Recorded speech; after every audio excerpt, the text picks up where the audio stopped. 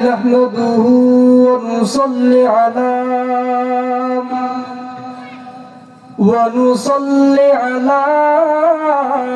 رسوله الكريم أما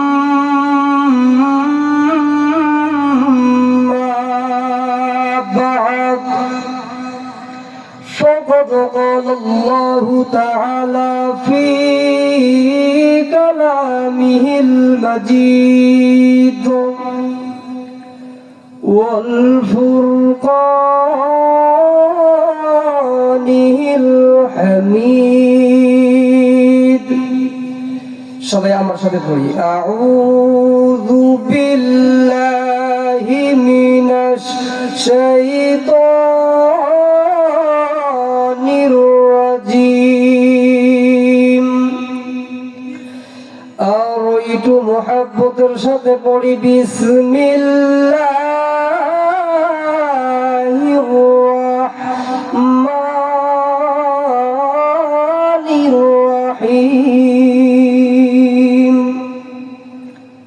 ওয়ালাহুম মাকামিউ মিন হাদীদ।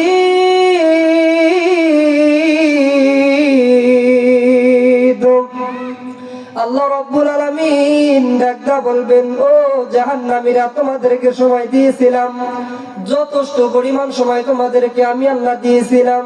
তোমরা ওই সময়ের মধ্যে তোমরা ইবাদত। পাকিস্তানের একজন আল্লাহর বান্দা, বুজুর্গ বান্দা, আল্লাহর বান্দা যখন মসজিদ থেকে বের হয়ে নামাজ শেষ করে যখন বাড়িতে যাইতেছিল, ও বিলগজরা এলাকার ভাইজানেরা রে, আল্লাহর বান্দা যখন বাড়ি থেকে যখন বের হয়ে বাড়িতে যখন মসজিদ থেকে বের হয়ে বাড়িতে যাইবে, এমন সময় পাশে একটা কবরস্থান, বিশাল বড় একটা কবরস্থানের মধ্যে একটা আওয়াজ শুনতে পাইতেছে, मैं कब्र में जिंदा हो, मुझको कब्र से निकालो। ও দুনিয়ার মানুষ, ও আল্লাহর বান্দারা, তোমরা কি কেউ আছো একটু আমাকে কবর থেকে উদ্ধার করো। আল্লাহর বান্দা যখন কবর থেকে এরকম আওয়াজ করবে, আল্লাহর বান্দা অত্যন্ত চিৎকার করে আওয়াজ করবে। ওই বুজুর্গ বান্দা নামাজ শেষ করিয়া যখন বাড়িতে যাইতেছিল, কবর থেকে এরকম আওয়াজ শুনতে পাইলো। আল্লাহর বান্দা কবরের পাশ দিয়ে যাইতেছেন, এমন অবস্থায় কবরের মধ্যে সব কবর দেখতেছেন, কোন কবর থেকে এই আওয়াজটা আসতেছে, কিন্তু একটা কবর থেকে এই আওয়াজটা শোনা যাইতেছে না। লাশ পর্যায়ে আল্লাহর বান্দা লাশটা একটা কবরস্থান আছে, ওই কবরস্থানে যখন কানটা লাগাইয়া দিছে, বাজান রে, কবর থেকে এমন একটা হাওমাও কান্নার আওয়াজ শোনা যাইতেছে, আর একটা ভাষা শোনা যাইতেছে, मैं कब्र में जिंदा हो, मुझको कब्र से निकालो। ও দুনিয়ার মানুষ, ও আল্লাহর বান্দারা, তোমরা কি কেউ আছো একটু আমাকে কবর থেকে উদ্ধার করো, আমাকে কবর থেকে বাঁচাও। আল্লাহর বান্দা যখন এই আওয়াজটা শুনে বুঝতে পারলো, হ্যাঁ, কঠিন অবস্থায় আছে কবরের মধ্যে, তাকে তো উদ্ধার করা দরকার। কথা বলেন ঠিক কিনা?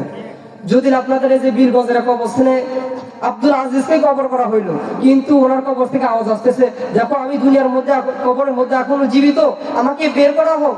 আপনারা বের করবেন না ওনাকে? অবশ্যই কিন্তু বের করবেন, তাই না?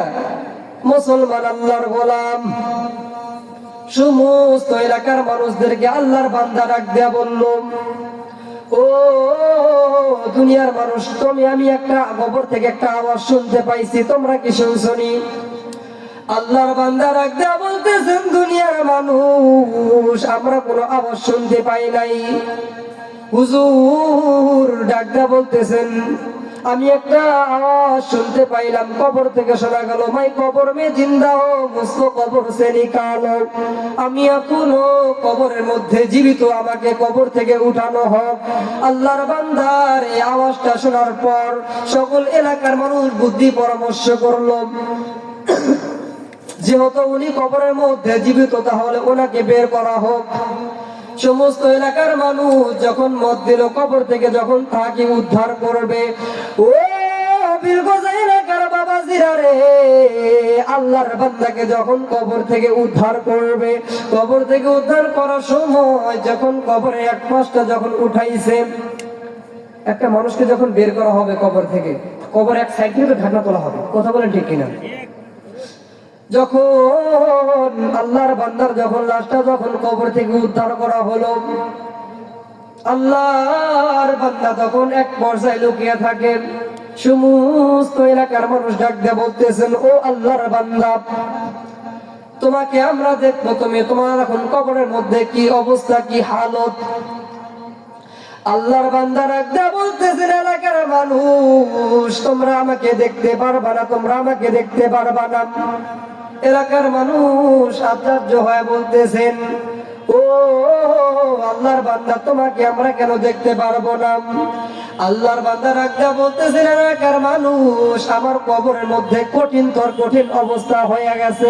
বলতেছেন, কেন কেন তোমার কবরের মধ্যে এই অবস্থা হইল? বলতেছেন, কি হয়েছে আমরা দেখবো, তুমি হাতটা আমাদের দেখাও, তোমার শরীর অঙ্গ প্রত্যঙ্গ সব জায়গা দেখাও। আল্লাহর বান্দাকে যখন হাতটা যখন দেখানো হলো, আল্লাহর বান্দার হাতের আঙ্গুলগুলো দেখা যায় না। বলুন তো, কি দেখা যায় না? আঙ্গুল গুলো দেখা যায় না। আল্লাহর বান্দার চোখ দুইটা দেখা যায় না। আল্লাহর বান্দার মাথার চুলটাও দেখা যায় না। আল্লাহর বান্দার ঠোঁটটা দেখা যায় না। সমস্ত এলাকার মানুষ ওই অবস্থায় দেখে ভয় পাইছে। আচ্ছা, ভয় পাইবে কিনা? অবশ্যই কিন্তু ভয় পাবে না। একটা মানুষকে যখন কবরস্থ করা হবে, অনেকদিন পর যখন কবর থেকে তাকে উঠানো হবে, তার হাতের আঙ্গুল থাকবে না, চোখও থাকবে না, অনেক কিছু থাকে না। কথা বলেন ঠিক কিনা? সে যত বড় বাদশাহ হোক, কথা বলেন ঠিক কিনা?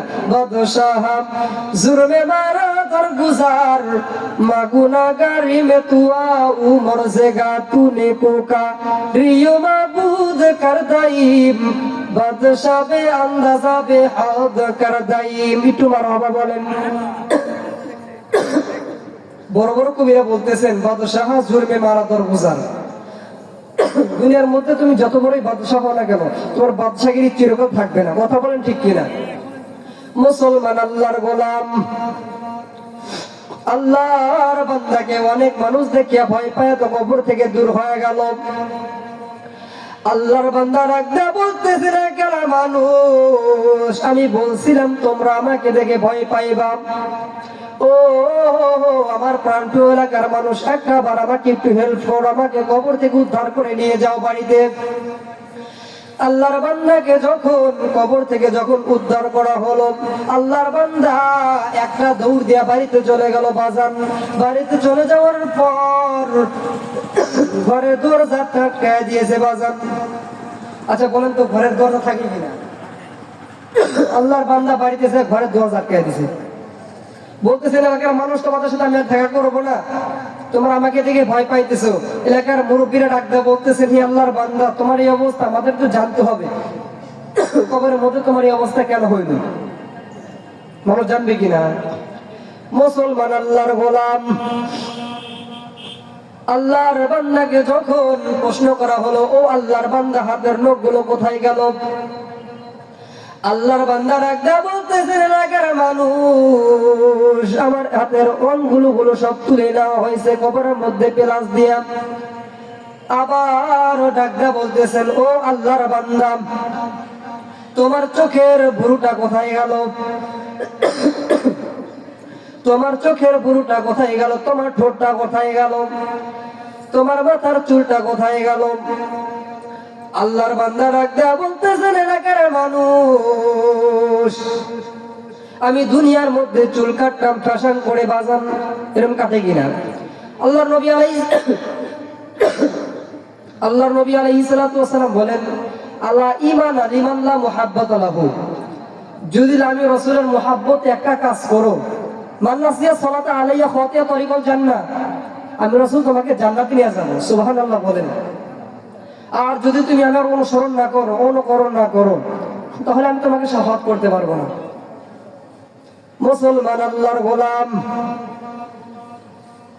আল্লাহর বান্দা এবার রাখতে বলতেছেন, এলাকার মানুষ, আমার কবরের মধ্যে এই আযাব হয়েছে। আমি নবীর সুন্নত মোতাবেক হাতের আঙ্গুলগুলো কাটতাম না, চুল কাটতাম না, ফ্যাশন করতাম। মুখের দাড়ি আছে কিনা?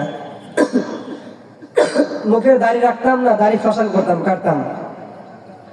দাড়ি না রাখার কারণে, দাড়ি কাটার কারণে আমার দাড়িগুলো, চামড়াগুলো সব পেলাস দিয়ে টেনে টেনে তুলছে। কঠিন কবর, কঠিন জায়গা। পৃথিবী না জানো আমি তো জানি, আমি কি পাপ করেছি হায়, আমার পাপের করলে বিচার, বাঁচার উপায় নাই আমার।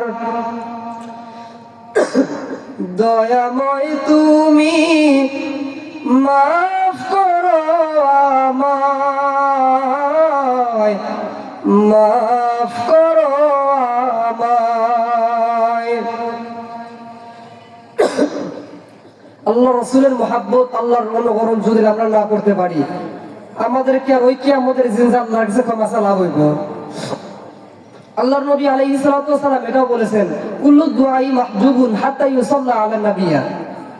তোমরা যদি আমি রাসূলকে মহব্বত করে দুরূদ শরীফ পাঠ করো, দুরূদ বেশি বেশি করে পাঠ করো, আমি রাসূল বললাম ওয়াবতাগু ইলাইহিল ওয়াসিলাতা ওয়াজাহিদু ফি সাবিলিহি লাআল্লাকুম তুফলিহুন।